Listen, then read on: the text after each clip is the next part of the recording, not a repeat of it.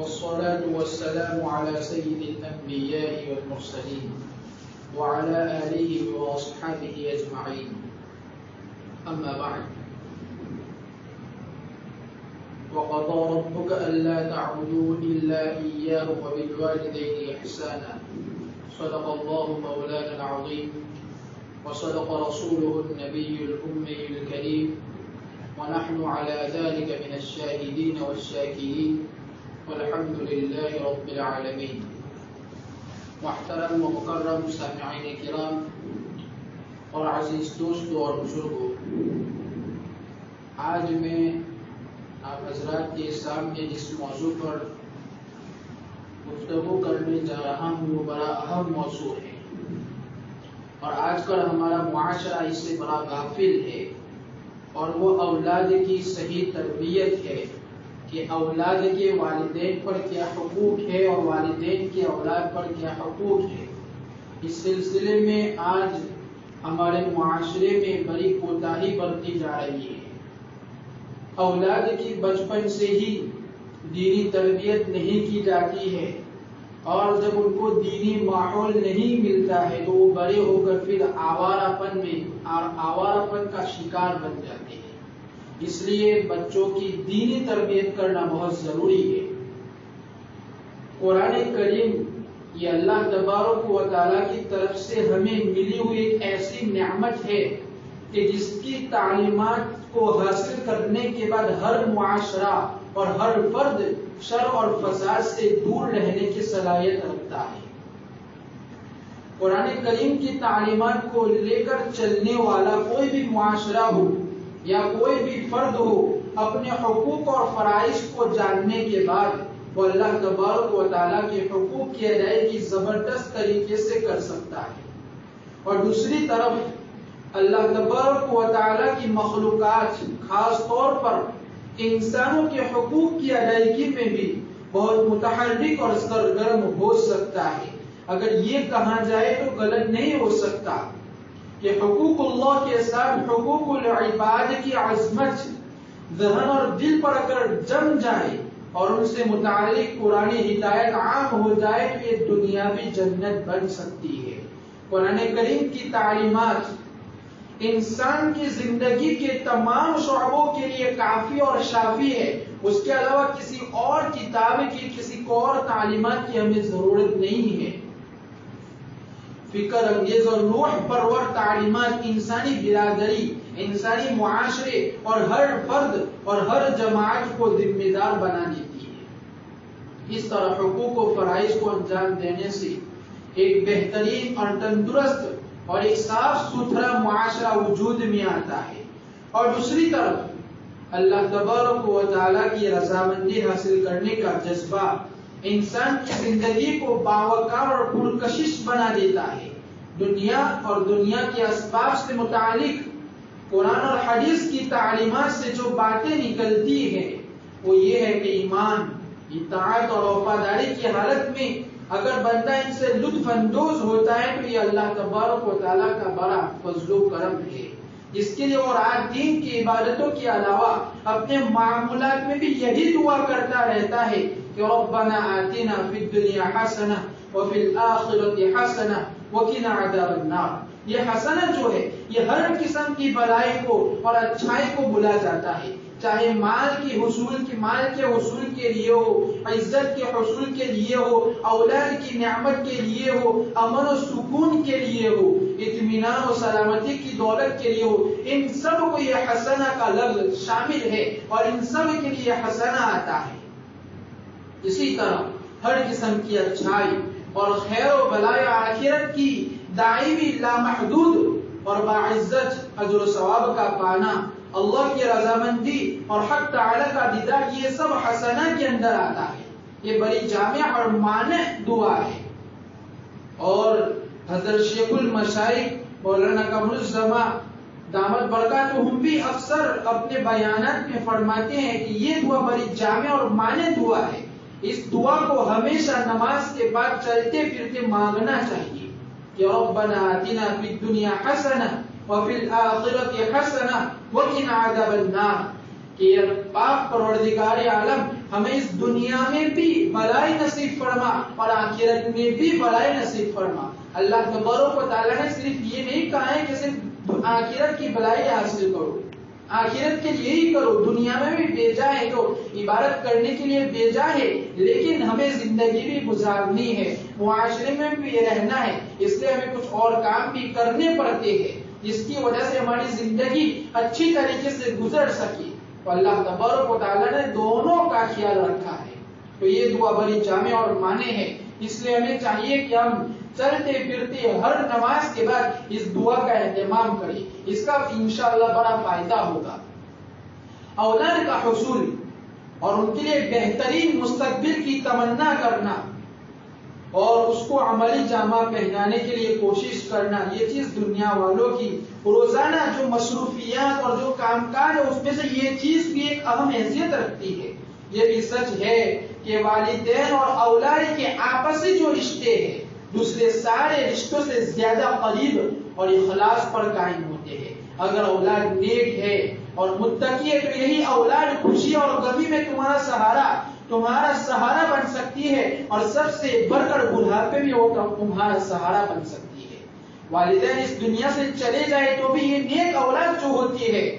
وہ اولاد کی شکل میں تمہارے لیے صدقہ جاریہ بن سکتی ہے۔ اگر تم نے ان کی نیک تربیت کی ہوگی، اگر تم نے ان کو قرآن کریم اچھی طرح پڑھانا سکھایا ہوگا، وہ تمہارے مرنے کے بعد تمہارے لیے اظہار ثواب کر سکتی ہے، تمہاری قبر پر آ کر تمہارے لیے دعائے مغفرت کر سکتی ہے۔ لیکن ہمیں انہیں کچھ سکھایا ہی نہیں ہوگا، ہمیں قرآن کریم ہی نہیں سکھایا ہوگا، تو ہمارے مرنے کے بعد وہ ہم پر کیا اظہار ثواب کرے گی؟ اس لیے دوستوں اور بزرگوں،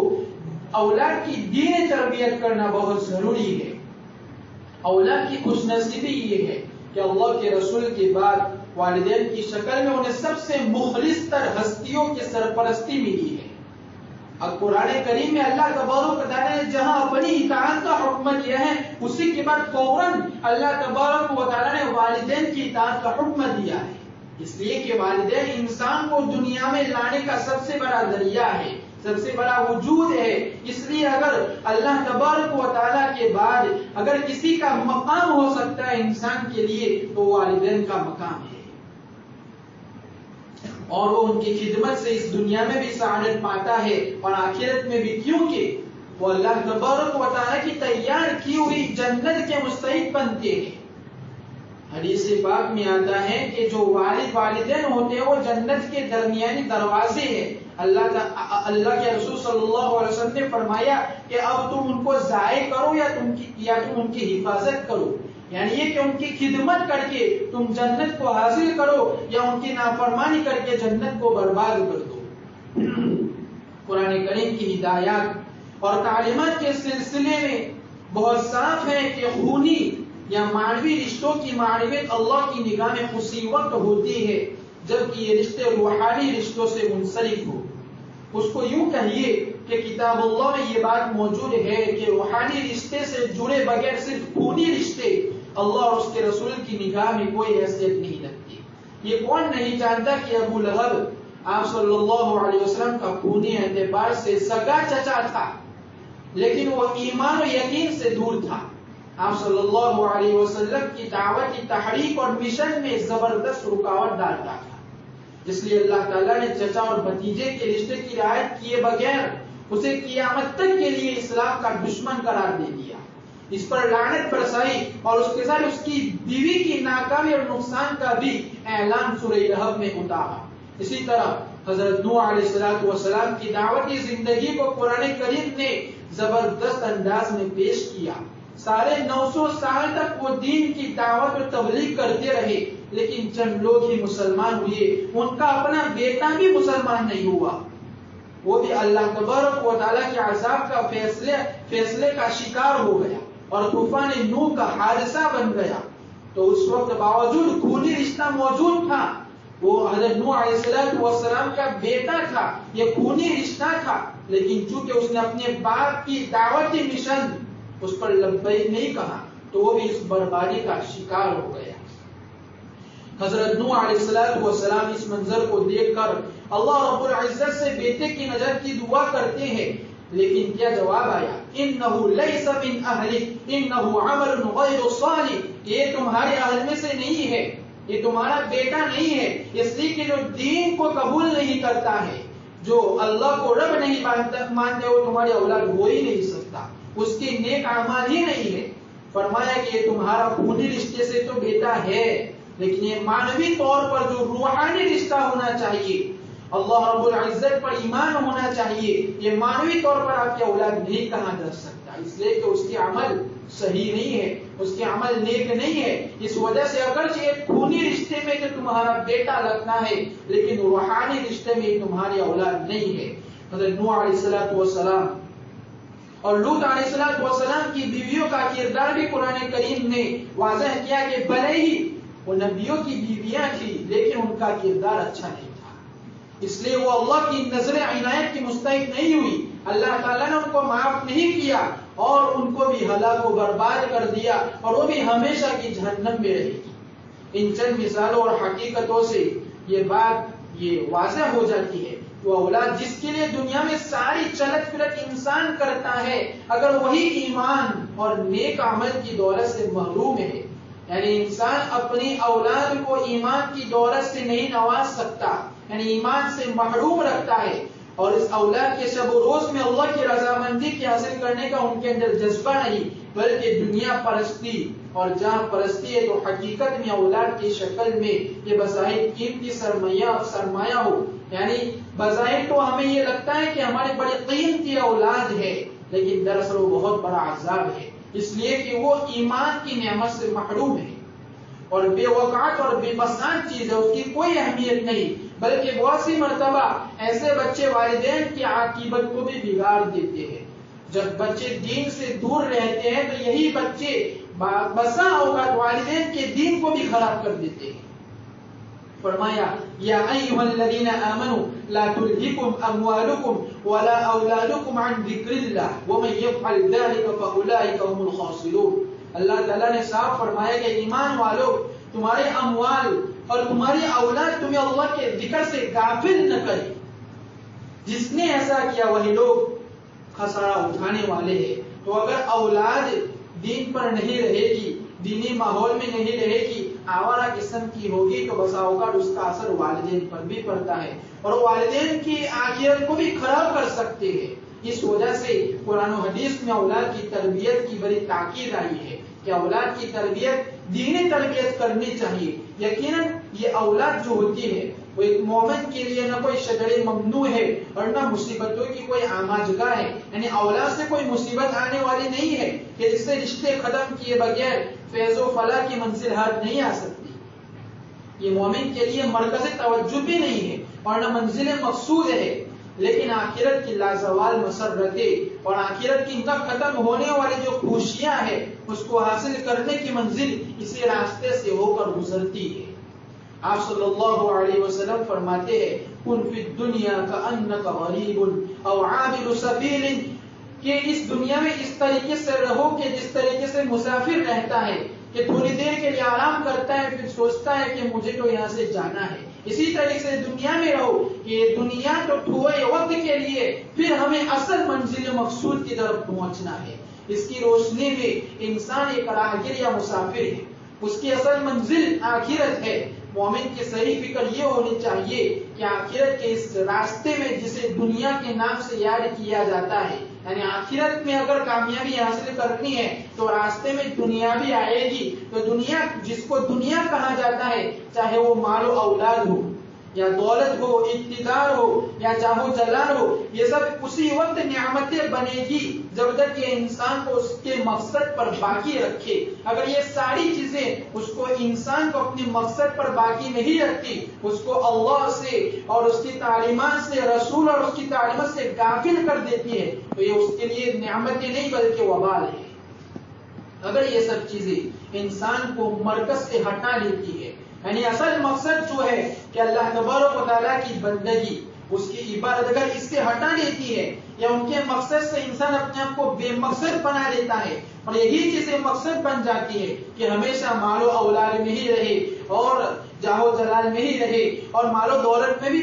ہی پڑا رہے، تو پھر یہ وبال جان اور فتنہ بن جاتی ہے۔ اللہ تبارک و تعالیٰ دوسری جگہ ارشاد فرماتے ہیں یا ایھا الذین آمنوا ان من ازواجکم واولادکم عدوا لکم فاحذروہم، کہ اے ایمان والو تمہاری بیویاں اور تمہاری اولاد تمہارے لیے دشمن ہے.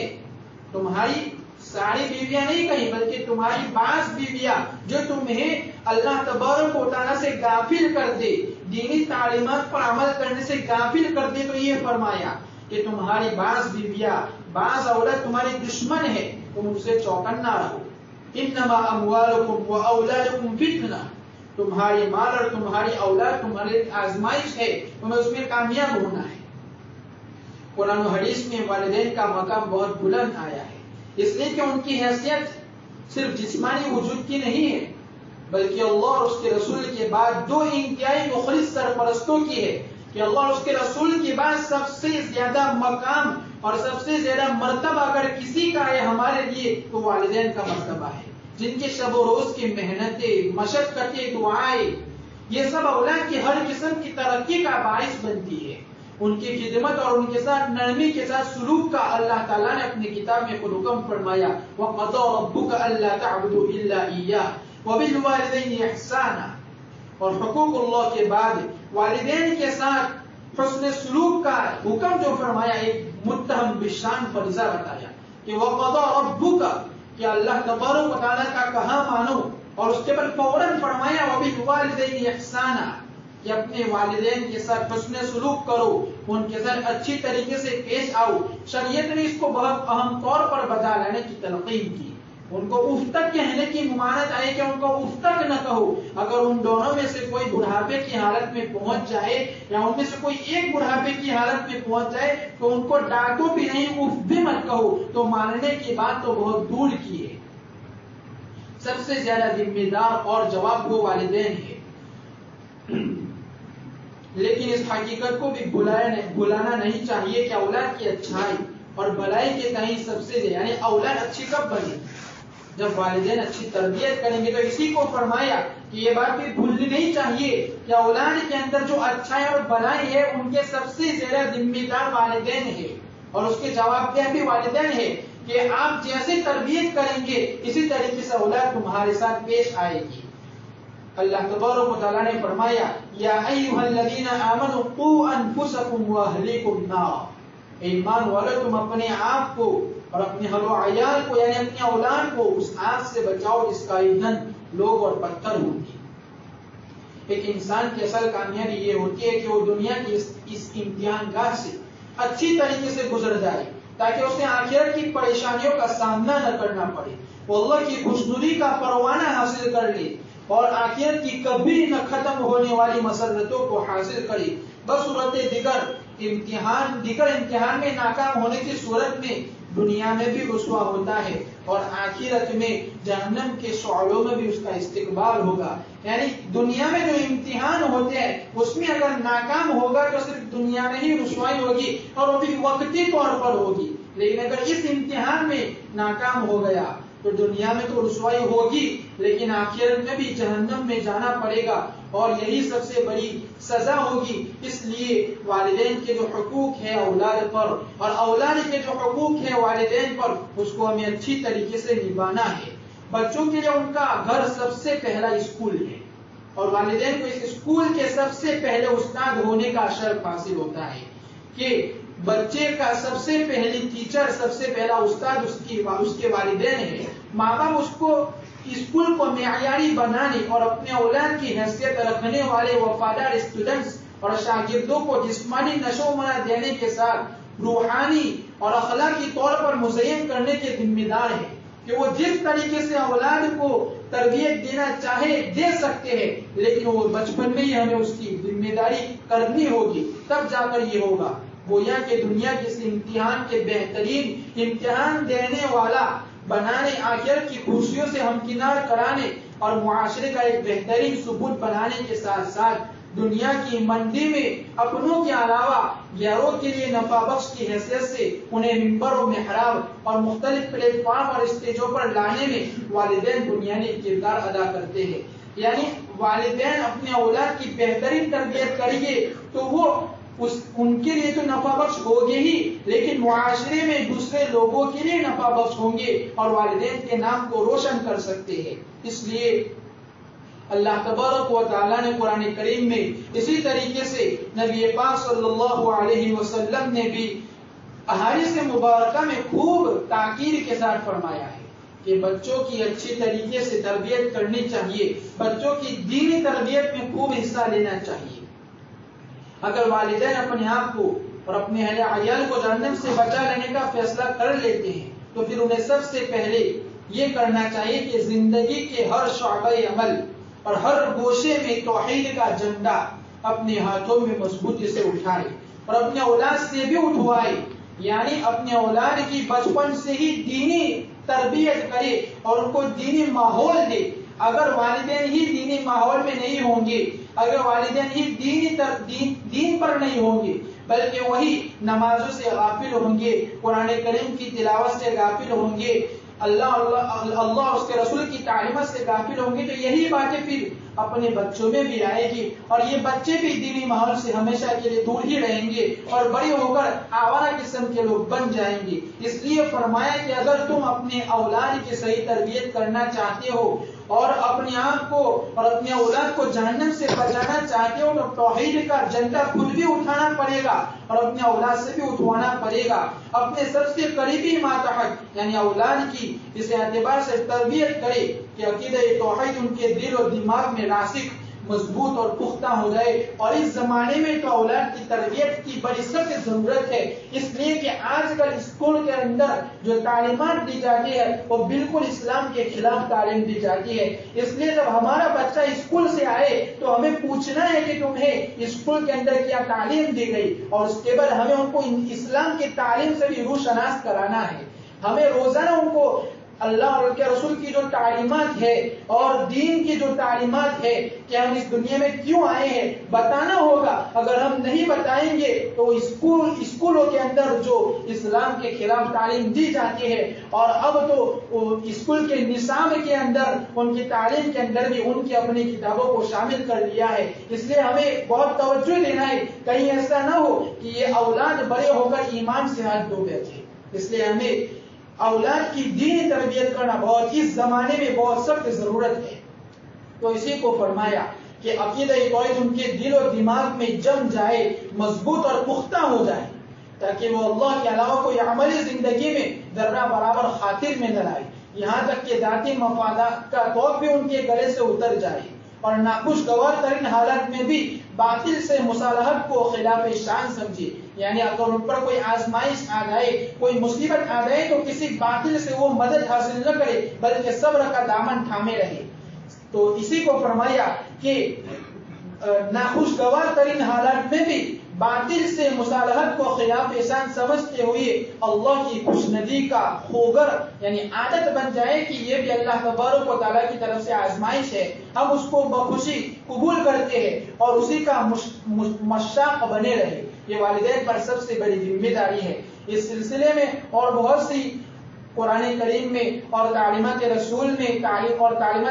ہدایت آئی ہے، اس لیے ہمیں چاہیے کہ ہم اپنی بھی جنت بنائے اور اپنے گھر والوں کی اور اپنے اہل و عیال کی بھی جنت بنائے، اپنے آپ کو بھی جہنم سے بچائے اور اپنے اولاد کو بھی جہنم سے بچائے، اور اس زمانے میں اس کی بہت ضرورت ہے۔ اس لیے ہمیں چاہیے کہ جب ہمارا بچہ اسکول سے آتا ہے تو ہم ان سے پوچھیں کہ تمہیں اسکول میں کیا سکھایا گیا۔ اگر ان کو غلط سکھایا گیا، اسلام کے خلاف ان کو تعلیمات دی گئی ہے تو ہمارا فریضہ بنتا ہے کہ ہم ان کے ذہن کو صاف کرے، برین واش کرے کہ انہوں نے جو تمہیں تعلیم دیا وہ غلط ہے، اسلام کی اصل تعلیم یہ ہے۔ اس لیے اللہ تبارک و تعالیٰ سے دعا ہے کہ اللہ تبارک و تعالیٰ ہم سب کو دینی ماحول پیدا کرنے کی توفیق عطا فرمائے اور اپنے اولاد کی دینی تربیت کرنے کی توفیق مرحمت فرمائے۔ آمین۔ وآخر دعوانا الحمد للہ رب العالمین۔